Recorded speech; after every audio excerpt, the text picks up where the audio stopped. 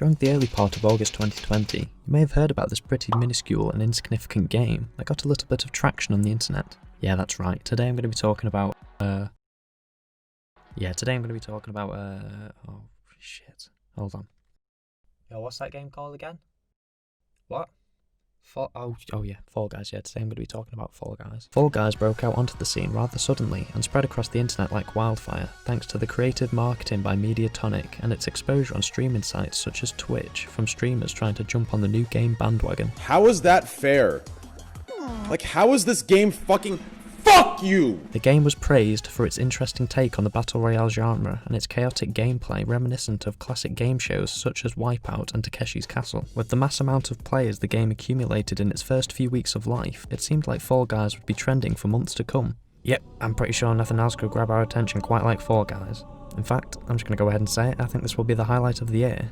Everything after this will be irrelevant, I guarantee it. Oh wait, what's that over there? Almost as quickly as it arrived, Fall Guys was pushed to the side to make room for another game that, although released 2 years ago, had a sudden surge in popularity and had a very similar effect on the internet to Fall Guys. This game is of course Among Us, a social deduction game created by Innersloth Studios. Its simple yet charming style and unique gameplay mechanics captivated audiences all over the world, and was and continues to be milked for views across YouTube and Twitch alike. You know your game's made it when MatPat makes a theory on it. Just ask Scott Cawthon. Although both of these games have shared similar levels of fame, many people in the gaming community have the same mindset that Among Us killed Fall Guys.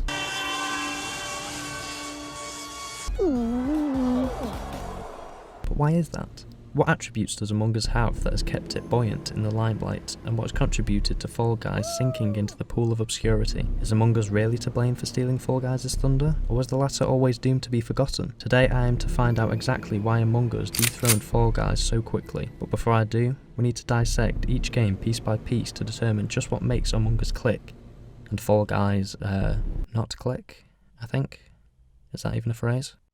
The gameplay of both Among Us and Fall Guys is very simplistic and easy to grasp just after playing a few matches. However, they are simplistic in different ways. The premise of Fall Guys requires the player to survive 5 rounds of randomised minigames in order to be the last player standing and claim the crown at the end of the session. Sounds simple enough, but the cool and quirky aspect of Fall Guys is its movement mechanics. The sentient jelly baby you control feels slightly top heavy and wobbly thanks to its deformed limbs flailing everywhere, meaning attempting precise movements can be very tricky, as you will often fall over if nudged even slightly by other players. The feel of the movement is very similar to games such as Human Fall Flat and Gang Beasts, as when you build up so much momentum and try to come to a standstill, it feels like you're trying to pull the brakes on a freight train. This is what makes a simple enough concept of beating minigames challenging, as it can be difficult to determine how your character will react when jumping over or landing on something. Of course, this is meant to add to the overall wacky nature of the game and its game show roots, but I'm not gonna lie, it does piss me off a bit when it happens.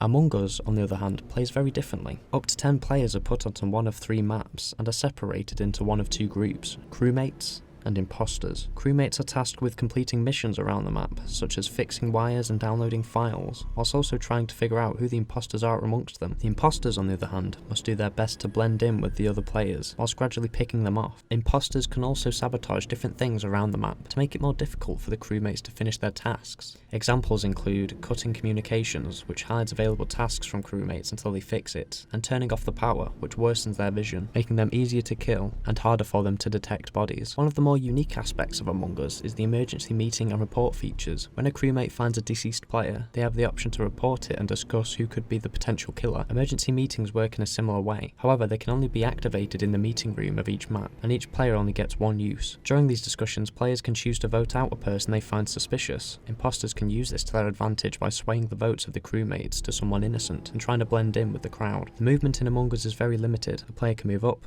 down, left and right to traverse the map. However, imposters can traverse through vents, allowing them to get around the map faster, but at their own risk of being spotted by other players. Although both of these games have simplified aspects of their gameplay, they are simplified for different reasons. Both games use simplicity to allow the player to become accustomed very quickly and understand the basics. Fall Guys' gameplay is partly based on skill and partly based on luck, meaning it isn't always guaranteed you will win even if you are the superior player to the others in your game, making the novelty of the game wear off after a few hours of playing. Although Among Us has an even simpler style of gameplay, this does not hinder the experience like it does with Fall Guys. In fact, it works in its favour. The focus of Among Us was never the gameplay, but the social aspect, hence its genre as a social deduction video game. This is what has drawn so many people to Among Us, because the enjoyment comes from trying to figure out the mystery of who the imposter could be, or trying to hide your tracks as the imposter with your friends or randomers. The gameplay in Among Us, how do I put this? It's like a really nice sauce. It doesn't overpower the food, the game, but instead adds a fun little flair that complements the whole experience. The difficult part of video game design is not just making a game that will catch attention on the market, but also one that provides longevity to keep people playing for the foreseeable future. The tactics that both games use to achieve this contrast greatly. Mediatonic have decided to go for a more modern approach to keep people playing, by including a Battle Pass-esque way of earning new content called seasons. Each season provides the player with new costumes, expressions, and colours to use to customise their character. They unlock these rewards by levelling up. They level up by progressing through the different stages of a match. The more they progress through, the more XP they will earn.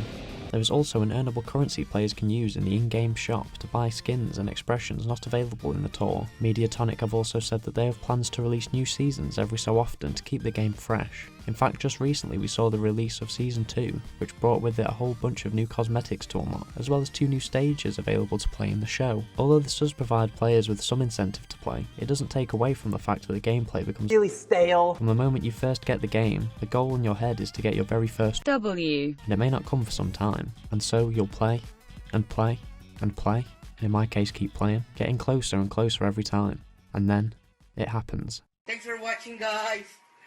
GG. Once this feeling has died down, the next thought to probably come into your mind is, well, now what? Without that rush of adrenaline and excitement you once had before you won a game, you are left feeling unmotivated. Maybe you'll play again, but eventually the feeling of wanting to win fades away. The only incentive to winning besides proving you're a pro gamer Jesus Christ, is acquiring crowns that you can use to buy exclusive items in the shop. But even then, crowns can be earned in the tour, so there's not really an issue if you don't win very often. You scrub. Although the game seems to boast about its array of minigames, many of them feel and look similar, and often play out similarly to one another. Don't get me wrong, they are fun and chaotic for the first few times you play them, but eventually you find yourself becoming bored of them. Sometimes you get into a cycle of constantly getting the same ones each time, making playing the game feel repetitive and boring. The over-the-top and cartoony aesthetic goes from being funny and entertaining to downright irritating. The music really doesn't help either.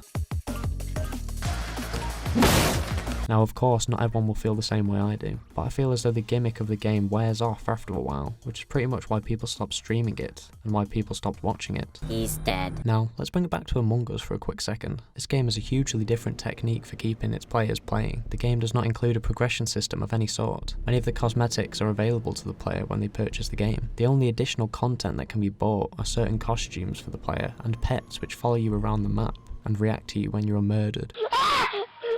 As of right now, there are only 3 maps available for you to play, which sounds minuscule when directly comparing it to Fall Guys' library of minigames. In addition to this, you only get 1 official game mode. Right now you may be thinking, wow, after everything he just said, I guess Fall Guys must clearly be the superior game, as it has more content. And on paper, he'd be right, but in practice, not so much. As I mentioned earlier, people aren't playing Among Us for the actual gameplay. What keeps people coming back is the interactions people have with each other whilst playing. Despite how bare bones the game may seem at first, you soon realise that the variety comes from the people you play the game with. Although this doesn't work very well with randoms, it works really well when you have a big group of friends to play with. Trying to figure out if your friends are telling the truth is always funny, especially when you start to pick up on how they talk and how they respond when being truthful or lying. This keeps the game fresh, as each time you play the experience is different depending on who you play with. Whereas with Fall Guys, a game can go one of 2 ways, i.e. you win or you lose. Among Us, despite having the same win-lose setup, gives you a variety of ways to win as both the imposters and crewmates. Skillful players will, as I mentioned earlier, start to notice patterns on how people talk after a few games of playing with them, and every time someone new decides to play with you, it adds a whole new dynamic to the game, as they may react differently towards people. This massively pushes Among Us ahead of Fall Guys, I feel, because interaction is always a key part of multiplayer games. I'm voting for Lewis.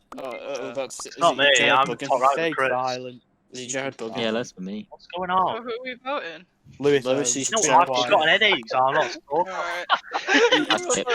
I He was skipped. Jared Buggin. I hope not. Skipped. I I hope skipped. not. Oh. This is also another reason why Fall Guys really doesn't interest me as much, as you can't talk to anyone in the game. And then we're opening trade. We're opening trade, aren't we, Ben? Halfway open.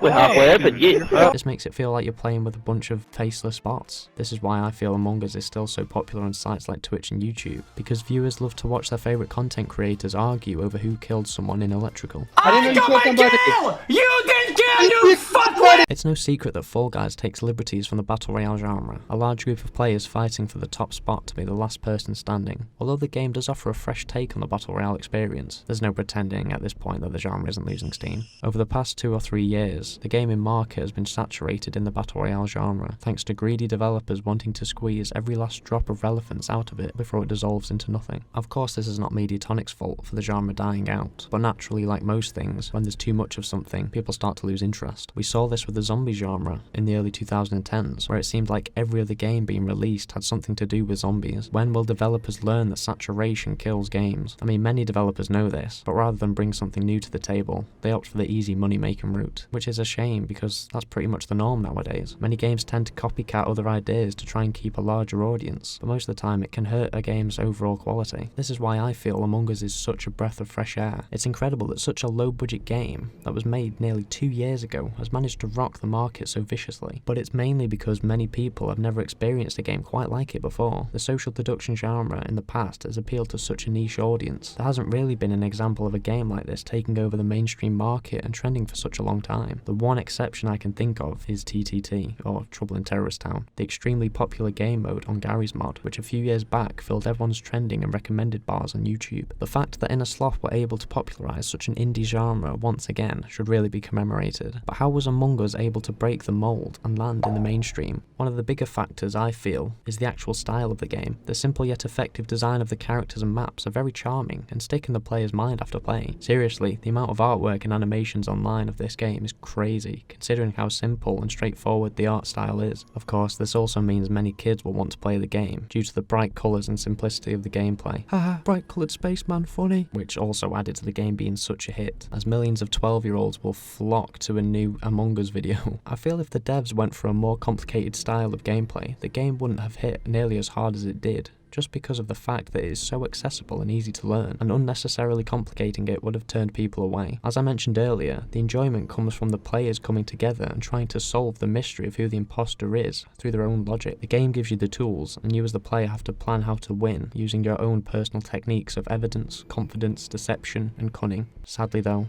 now that the world has had a taste of the social deduction genre once again, it's only a matter of time before bigger video game developers once again jump on the bandwagon to kill off yet another genre.